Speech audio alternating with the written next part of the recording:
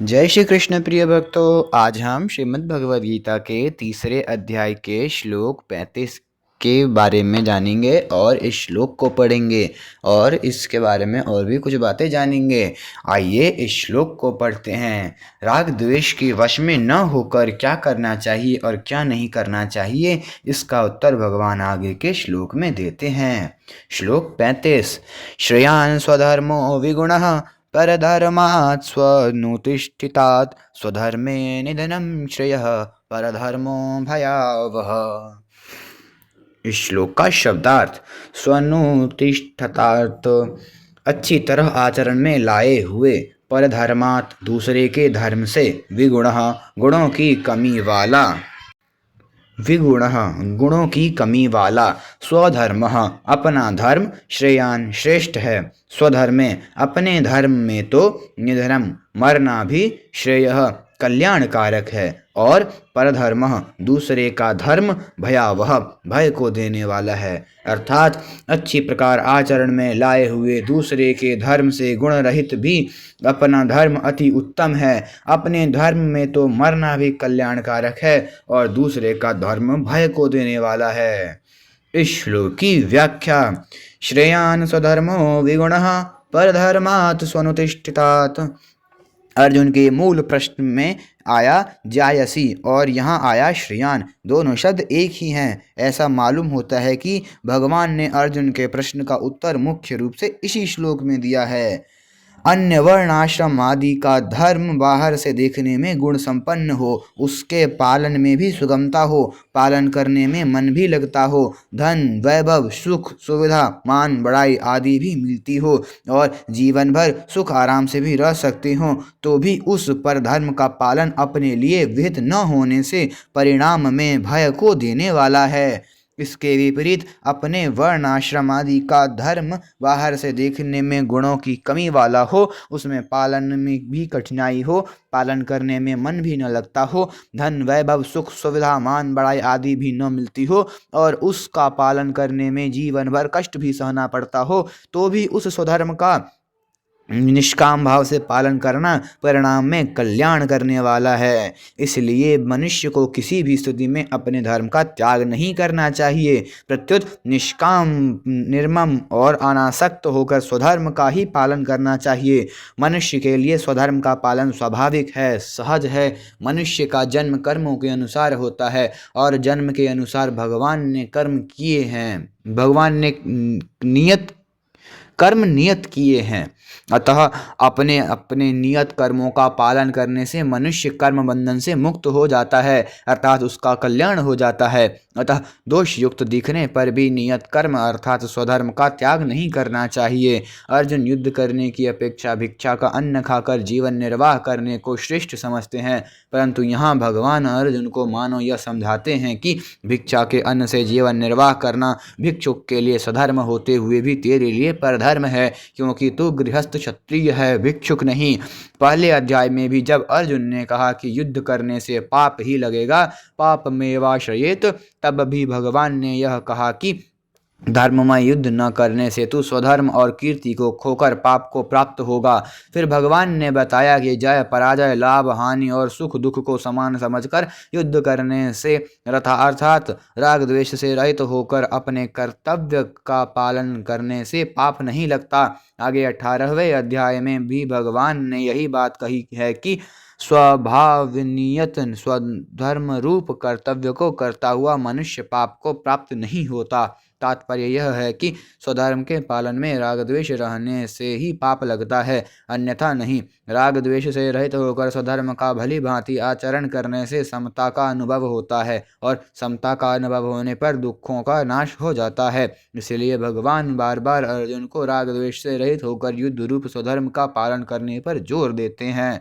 भगवान अर्जुन को मानो यह समझाते हैं कि क्षत्रिय कुल में जन्म होने के कारण क्षत्रिय धर्म के नाते युद्ध करना तुम्हारा स्वधर्म है। अतः युद्ध में जय पराजय लाभ हानि और सुख दुख को समान देखना है और युद्ध रूप क्रिया का संबंध अपने साथ नहीं है, ऐसा समझकर केवल कर्मों की आसक्ति मिटाने के लिए कर्म करना है। शरीर इंद्रियां मन बुद्धि पदार्थ आदि अपने कर्तव्य का पालन करने के लिए ही हैं। वर्णाश्रम आदि के अनुसार अपने अपने कर्तव्य का निस्वार्थ भाव से पालन करना ही स्वधर्म है। आपके आस्तिक जन जिसे धर्म कहते हैं उसी का नाम कर्तव्य है। स्वधर्म का पालन करना अथवा अपने कर्तव्य का पालन करना एक ही बात है। कर्तव्य उसे कहते हैं जिसको सुगमतापूर्वक कर सकते हैं, जो अवश्य करने योग्य है और जिसको करने पर प्राप्तव्य की प्राप्ति अवश्य होती है। स्वधर्म का पालन करना सुगम होता है क्योंकि वह कर्तव्य होता है। यह नियम है कि केवल अपने धर्म का ठीक ठीक पालन करने से मनुष्य को वैराग्य हो जाता है। धर्म ते विरति, केवल कर्तव्य मात्र समझकर धर्म का पालन करने से कर्मों का प्रवाह प्रकृति में चला जाता है और इस तरह अपने साथ कर्मों का संबंध नहीं रहता। वर्ण आश्रम आदि के अनुसार सभी मनुष्यों का अपना अपना कर्तव्य कल्याणप्रद है, परंतु दूसरे वर्णाश्रम आदि के कर्तव्य देखने से अपना कर्तव्य अपेक्षाकृत कम गुणों वाला दिखता है। जैसे ब्राह्मण के कर्तव्य शम दम तप क्षमा आदि की अपेक्षा क्षत्रिय के कर्तव्य युद्ध करना में अहिंसा आदि गुणों की कमी दिखती है। इसलिए यहाँ विगुणः पद देने का भाव यह है कि दूसरों के कर्तव्य से अपने कर्तव्य में गुणों की कमी दिखने पर भी अपना कर्तव्य ही कल्याण करने वाला है। अतः किसी भी अवस्था में अपने कर्तव्य का त्याग नहीं करना चाहिए। वर्णाश्रम आदि के अनुसार बाहर से तो कर्म अलग अलग प्रतीत होते हैं, पर परमात्मा प्राप्ति रूप उद्देश्य एक ही होता है। परमात्मा प्राप्ति का उद्देश्य न रहने से तथा अंतःकरण में प्राकृत पदार्थों का महत्व रहने से ही कर्म घोर या सौम्य प्रतीत होते हैं। स्वधर्मे निधनम श्रेयः, स्वधर्म पालन में यदि सदा सुख आराम धन संपत्ति मान बड़ाई आदर सत्कार आदि ही मिलते तो वर्तमान में धर्मात्माओं की टोलियां देखने में आती, परंतु स्वधर्म का पालन सुख अथवा दुख को देखकर नहीं किया जाता, भगवान अथवा शास्त्र की आज्ञा को देखकर निष्काम भाव से किया जाता है। इसलिए स्वधर्म में अर्थात अपने कर्तव्य का पालन करते हुए यदि कोई कष्ट आ जाए तो वह कष्ट भी उन्नति करने वाला होता है। वास्तव में वह कष्ट नहीं अपितु तप होता है। उस कष्ट से तप की अपेक्षा भी बहुत जल्दी उन्नति होती है, कारण कि तप अपने लिए किया जाता है और कर्तव्य दूसरों के लिए। जानकर किए गए तप से उतना लाभ नहीं होता जितना लाभ स्वतः आए हुए कष्ट रूप तप से होता है। जिन्होंने स्वधर्म पालन में कष्ट सहन किया और जो स्वधर्म का पालन करते हुए मर गए थे वे धर्मात्मा पुरुष अमर हो गए। लौकिक दृष्टि से भी जो कष्ट आने पर भी अपने धर्म पर डटा रहता है उसकी बहुत प्रशंसा और महिमा होती है। जैसे देश को स्वतंत्र बनाने के लिए जिन पुरुषों ने कष्ट सहे, बार बार जेल गए और फांसी पर लटकाए गए, उनकी आज भी बहुत प्रशंसा होती और महिमा होती है।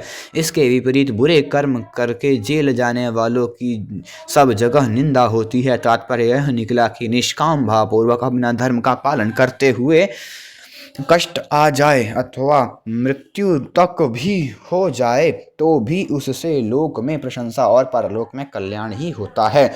स्वधर्म का पालन करने वाले मनुष्य की दृष्टि धर्म पर रहती है। धर्म पर दृष्टि रहने से उसका धर्म के साथ संबंध रहता है। अतः धर्म पालन करते हुए यदि मृत्यु भी हो जाए तो उसका उद्धार हो जाता है। यहाँ यह शंका हो सकती है कि स्वधर्म का पालन करते हुए मरने से कल्याण ही होता है, इसे कैसे माने? इसका समाधान है गीता साक्षात भगवान की वाणी है, अतः इसमें शंका की संभावना ही नहीं है। दूसरे, यह चर्म चक्षुओं का प्रत्यक्ष विषय नहीं है, प्रत्युत श्रद्धा विश्वास का विषय है।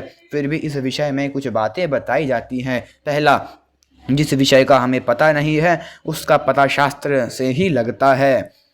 अनेक संशयोच्छेदेति परोक्षार्थस्य दर्शकम सर्वस्य लोचनम शास्त्रम यस्य नास्तंध एव सह, अर्थात जो अनेक संदेहों को दूर करने वाला और परोक्ष विषय को दिखाने वाला है वह शास्त्र सभी का नेत्र है। अतः जिसे शास्त्र का ज्ञान नहीं वह अंधा ही है। शास्त्र में आया है कि जो धर्म की रक्षा करता है उसकी रक्षा धर्म करता है। धर्मो रक्षति रक्षितः, अतः जो धर्म का पालन करता है उसके कल्याण का भार धर्म पर और धर्म के उपदेष्टा भगवान वेदों शास्त्रों ऋषियों मुनियों आदि पर होता है तथा उन्हीं की शक्ति से उसका कल्याण होता है। जैसे हमारे शास्त्रों में आया है कि पातिव्रत धर्म का पालन करने से स्त्री का कल्याण हो जाता है। तो यहाँ पातिव्रत धर्म की आज्ञा देने वाले भगवान वेद शास्त्र आदि की शक्ति से ही कल्याण होता है, पति की शक्ति से नहीं। ऐसे ही धर्म का पालन करने के लिए भगवान वेदों शास्त्रों ऋषि मुनियों और संत महात्माओं की आज्ञा है। इसलिए धर्म पालन करते हुए मरने पर उनकी शक्ति से कल्याण हो जाता है, इसमें किंचन मात्र भी संदेह नहीं है। दूसरा, पुराणों और इतिहासों से भी सिद्ध होता है कि अपने धर्म का पालन करने वाले का कल्याण होता है। जैसे राजा हरिश्चंद्र अनेक कष्ट, निंदा, अपमान आदि के आने पर भी अपने सत्य धर्म से विचलित नहीं हुए, अतः उसके प्रभाव से वह समस्त प्रजा को साथ लेकर परम धाम गए। द्रष्टव्य मार्कंडे पुराण, देवी भागवत आदि में इनका वर्णन आता है और आज भी उनकी बहुत प्रशंसा और महिमा है।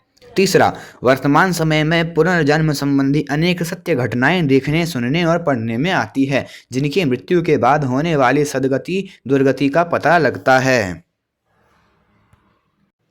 चौथा, निस्वार्थ भाव से अपने कर्तव्य का ठीक ठीक पालन करने पर आस्तिक की तो क्या ही बात क्या है, परलोक को न मानने वाले नास्तिक के भी चित्त में सात्विक प्रसन्नता आ जाती है। यह प्रसन्नता कल्याण का द्योतक है, क्योंकि कल्याण का वास्तविक स्वरूप परम शांति है। अतः अपने अनुभव से भी सिद्ध होता है कि अकर्तव्य का सर्वथा त्याग करके कर्तव्य का पालन करने से कल्याण होता है। मार्मिक बात, स्वयं परमात्मा का अंश होने से वास्तव में स्वधर्म है। अपना कल्याण करना, अपने को भगवान का मानना और भगवान के सिवाय किसी को भी अपना न मानना, अपने को जिज्ञासु मानना, अपने को सेवक मानना।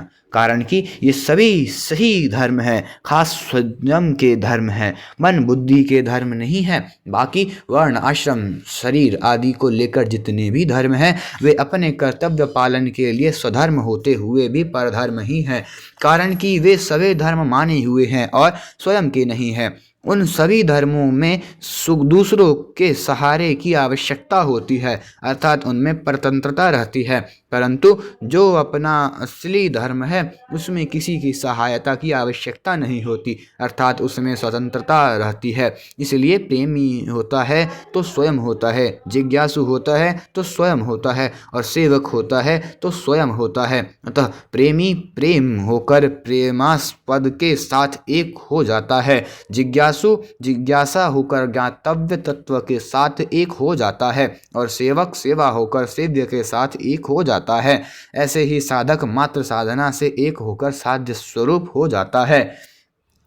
परमात्म प्राप्ति चाहने वाले साधक को धन, मान, बड़ाई, आदर, आराम आदि पाने की इच्छा नहीं होती, इसलिए धन, मान आदि के न मिलने पर उसे कोई चिंता नहीं होती और यदि प्रारब्धवश ये मिल जाए तो उसे कोई प्रसन्नता नहीं होती, कारण कि उसका ध्येय केवल परमात्मा को प्राप्त करना ही होता है, धन मान आदि को प्राप्त करना नहीं। इसलिए कर्तव्य रूप से प्राप्त लौकिक कार्य भी उसके गुण द्वारा सुचारू रूप से और पवित्रता पूर्वक होते हैं। परमात्मा प्राप्ति का उद्देश्य होने से उसके सभी कर्म परमात्मा के लिए ही होते हैं। जैसे धन प्राप्ति का ध्येय होने पर व्यापारी आराम का त्याग करता है और कष्ट सहता है, और जैसे डॉक्टर द्वारा फोड़े पर चीरा लगाते समय इसका परिणाम अच्छा होगा, इस तरफ दृष्टि रहने से रोगी का अंतःकरण प्रसन्न रहता है।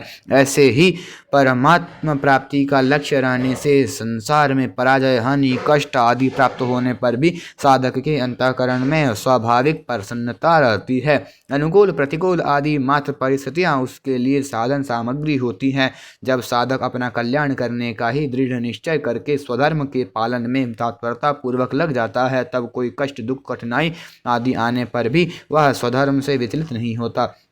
इतना ही नहीं, वह कष्ट, दुख आदि उसके लिए तपस्या के रूप में तथा प्रसन्नता को देने वाला होता है। शरीर को मैं और मेरा मानने से ही संसार में राग द्वेष होते हैं। राग द्वेष के रहने पर मनुष्य को स्वधर्म परधर्म का ज्ञान नहीं होता।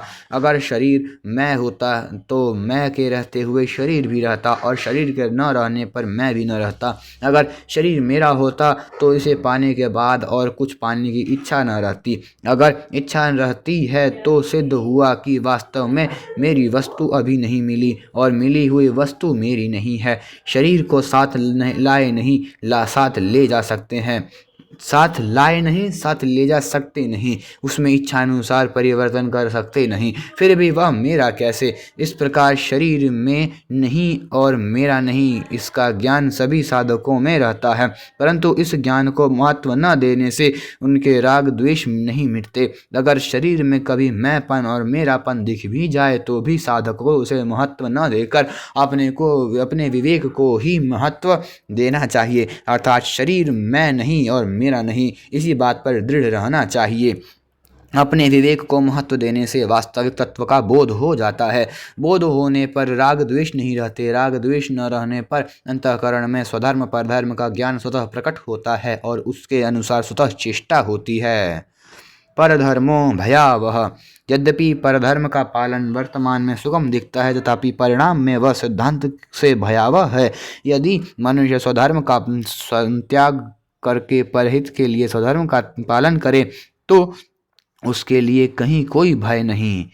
यहाँ यह शंका हो सकती है कि 18वें अध्याय के 42वें, 43वें और 44वें श्लोक में क्रमशः ब्राह्मण, क्षत्रिय, वैश्य और शूद्र के स्वाभाविक कर्मों का वर्णन करके भगवान ने 47वें श्लोक के पूर्वार्ध में भी यही बात कही है। अतः यहाँ दूसरे के स्वाभाविक कर्म को भयावह कहा है, तब 18वें अध्याय के 42वें श्लोक में कहे ब्राह्मण के स्वाभाविक कर्म भी दूसरों के लिए भयावह होने चाहिए, जबकि शास्त्रों में सभी मनुष्यों को उनका पालन करने की आज्ञा दी गई है। इसका समाधान इस प्रकार है, मन का निग्रह, इंद्रियों का दमन आदि तो सामान्य धर्म है जिसका पालन सभी को करना चाहिए, क्योंकि ये सभी के स्वधर्म है, और ये सामान्य धर्म ब्राह्मण के लिए स्वाभाविक कर्म इसलिए हैं कि इनका पालन करने में उन्हें परिश्रम नहीं होता, परंतु दूसरे वर्णों को इनका पालन करने में थोड़ा परिश्रम हो सकता है। स्वाभाविक कर्म और सामान्य धर्म दोनों ही स्वधर्म के अंतर्गत आते हैं। सामान्य धर्म के सिवाय अपने स्वाभाविक कर्म में पाप दिखते हुए भी वास्तव में पाप नहीं होता। जैसे केवल अपना कर्तव्य समझकर शूरवीरता पूर्वक युद्ध करना क्षत्रिय का स्वाभाविक कर्म होने से इसमें पाप दिखते हुए भी वास्तव में पाप नहीं होता। स्वभावनियतम कर्म कुर्वन्नाप्नोति किल विषम। सामान्य धर्म के सिवाय दूसरे का स्वाभाविक कर्म भयावह है, क्योंकि उसका आचरण शास्त्र निषिद्ध और दूसरे की जीविका को छीनने वाला है।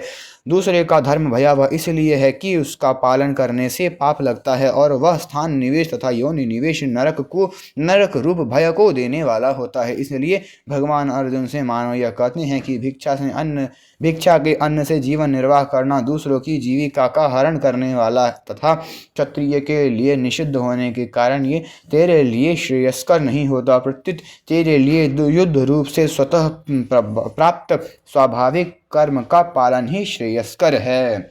स्वधर्म और परधर्म संबंधी मार्मिक बात। परमात्मा और उनका अंश स्वयं है तथा प्रकृति और उसका कार्य अन्य है।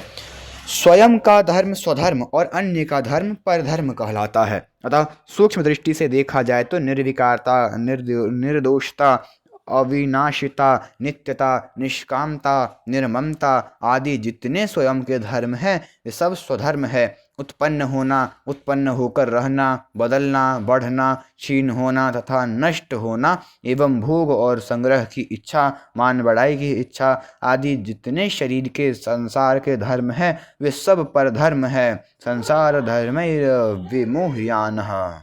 स्वयं में कभी कोई परिवर्तन नहीं होता, इसलिए उसका नाश नहीं होता, परंतु शरीर में निरंतर परिवर्तन होता है, इसलिए उसका नाश होता है। इस दृष्टि से स्वधर्म अविनाशी और परधर्म नाशवान है। त्याग, बोध और प्रेम ये तीनों ही स्वतः सिद्ध होने से स्वधर्म है। स्वधर्म में अभ्यास की जरूरत नहीं है, क्योंकि अभ्यास शरीर के संबंध से होता है और शरीर के संबंध से होने वाला सब परधर्म है। योगी होना स्वधर्म है और भोगी होना परधर्म है। निर्लिप्त रहना स्वधर्म है और लिप्त होना परधर्म है। सेवा करना स्वधर्म है और कुछ भी चाहना परधर्म है। प्रेमी होना स्वधर्म है और रागी होना परधर्म है। निष्काम, निर्मम और अनासक्त होना स्वधर्म है एवं कामना, ममता और आसक्ति करना परधर्म है। तात्पर्य है कि प्रकृति के संबंध के बिना होने वाला सब कुछ स्वधर्म है और प्रकृति के संबंध से होने वाला सब कुछ परधर्म है। स्वधर्म चिन्मय धर्म और परधर्म जड़ धर्म है। परमात्मा का अंश स्व है और प्रकृति का अंश पर है। स्व के दो अर्थ होते हैं, एक तो स्वयं और दूसरा स्वकीय अर्थात परमात्मा। इस दृष्टि से अपने स्वरूप बोध की इच्छा तथा स्वकीय परमात्मा की इच्छा दोनों ही स्वधर्म है। पुरुष का धर्म है, पुरुष अर्थात चेतन का धर्म है स्वतः सिद्ध स्वाभाविक स्थित और प्रकृति का धर्म है स्वतः सिद्ध स्वाभाविक परिवर्तनशीलता। पुरुष धर्म स्वधर्म और पुरुष का धर्म स्वधर्म और प्रकृति का धर्म परधर्म है। मनुष्य में दो प्रकार की इच्छाएं रहती हैं, सांसारिक अर्थात भोग एवं संग्रह की इच्छा और पारमार्थिक अर्थात अपने कल्याण की इच्छा। इसमें भोग और संग्रह की इच्छा परधर्म अर्थात शरीर का धर्म है, क्योंकि अर्थात शरीर के साथ संबंध जोड़ने से ही भोग और संग्रह की इच्छा होती है। अपने कल्याण की इच्छा स्वधर्म है, क्योंकि परमात्मा का ही अंश होने से स्वयं की इच्छा परमात्मा की ही है, संसार की नहीं। स्वधर्म का पालन करने में मनुष्य स्वतंत्र है, क्योंकि अपना कल्याण करने में शरीर इंद्रियां मन बुद्धि आदि की आवश्यकता नहीं है, प्रत्युत इनसे विमुख होने की आवश्यकता है। परंतु स्वधर्म का पालन करने में मनुष्य परतंत्र है, क्योंकि इसमें शरीर इंद्रियां मन बुद्धि देश काल वस्तु व्यक्ति आदि की आवश्यकता है।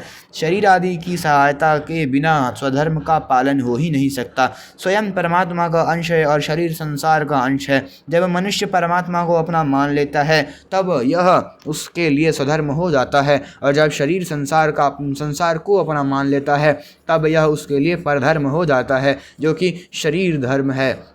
जब मनुष्य शरीर से अपना संबंध न मानकर परमात्मा प्राप्ति के लिए साधन करता है तब वह साधन उसका स्वधर्म होता है। नित्य प्राप्त परमात्मा का अथवा अपने स्वरूप का अनुभव कराने वाले सब साधक स्वधर्म है और साधक की ओर ले जाने वाले सब कर्म परधर्म है। इस दृष्टि से कर्म योग ज्ञान योग और भक्ति योग तीनों ही योग मार्ग मनुष्य मात्र के स्वधर्म है। इसके विपरीत शरीर से अपना संबंध मानकर भोग और संग्रह में लगना मनुष्य का परधर्म है। स्थूल सूक्ष्म और कारण तीनों शरीरों से किए जाने वाले तीर्थ व्रत दान तप चिंतन ध्यान समाधि आदि समस्त शुभ कर्म सकाम भाव से अर्थात अपने लिए करने पर परधर्म हो जाते हैं और निष्काम भाव से अर्थात दूसरों के लिए करने पर स्वधर्म हो जाते हैं। कारण कि स्वरूप निष्काम है और सकाम भाव प्रकृति के संबंध में आता है, इसलिए कामना होने से परधर्म होता है। स्वधर्म युक्त मुक्त कराने वाला और परधर्म बांधने वाला होता है। मनुष्य का खास काम है परधर्म से विमुख होना और स्वधर्म के सम्मुख होना। ऐसा केवल मनुष्य ही कर सकता है। स्वधर्म की सिद्धि के लिए मनुष्य शरीर मिला है।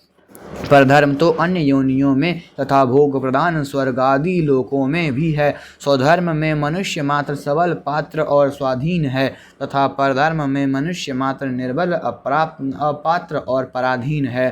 प्रकृति जन्य वस्तु की कामना से अभाव का दुख होता है और वस्तु के मिलने पर उस वस्तु की पराधीनता होती है, जो कि परधर्म है। परंतु प्रकृतिजन्य वस्तुओं की कामनाओं का नाश होने पर अभाव और पराधीनता सदा के लिए मिट जाती है, जो कि स्वधर्म है। इस स्वधर्म में स्थित रहते हुए कितना ही कष्ट आ जाए, यहाँ तक कि शरीर भी छूट जाए, तो भी वह कल्याण करने वाला है। परंतु परधर्म के संबंध में सुख सुविधा होने पर भी वह भयावह अर्थात बारंबार जन्म मरण में डालने वाला है। संसार में जितने भी दुख शोक चिंता आदि हैं वे सब परधर्म का आश्रय लेने से ही है। परधर्म का आश्रय छोड़कर स्वधर्म का आश्रय लेने से सदैव सर्वदा रहने वाले आनंद की प्राप्ति हो जाती है, जो कि स्वतः सिद्ध है। इस श्लोक का परिशिष्ट भाव साधक जन्म और कर्म के अनुसार स्व को अर्थात अपने को जो मानता है उसका धर्म उसके लिए स्वधर्म है और जो उसके लिए निषिद्ध है वह परधर्म है। जैसे साधक अपने को किसी और आश्रम का मानता है तो उस वर्ण और आश्रम का धर्म उसके लिए स्वधर्म है। वह अपने को विद्यार्थी या अध्यापक मानता है तो पढ़ना या पढ़ाना उसके लिए स्वधर्म है। वह अपने को सेवक, जिज्ञासु या भक्त मानता है तो सेवा, जिज्ञासा या भक्ति उसके लिए स्वधर्म है। जिसमें दूसरे अहित का, अनिष्ट का भाव होता है, वह चोरी, हिंसा आदि कर्म किसी के भी स्वधर्म नहीं है, प्रत्युत कुधर्म अथवा अधर्म है। प्रत्येक धर्म में कुधर्म, अधर्म और परधर्म ये तीनों होते हैं। दूसरे के अनिष्ट का भाव, कूटनीति आदि धर्म में कुधर्म है। यज्ञ में पशुबलि देना आदि धर्म में अधर्म है, जो अपने लिए निषिद्ध है। ऐसा दूसरे वर्ण, आश्रम आदि का धर्म, धर्म में परधर्म है। कुधर्म, अधर्म और परधर्म इन तीनों से कल्याण नहीं होता। कल्याण उस धर्म से होता है जिसमें अपने स्वार्थ तथा अभिमानता का त्याग एवं दूसरे का वर्तमान में और भविष्य में हित होता हो। कि निष्काम भाव से दूसरे के हित के लिए कर्म करना स्वधर्म है। स्वधर्म को ही गीता में सहज कर्म, स्वकर्म और स्वभावज कर्म नाम से कहा गया है।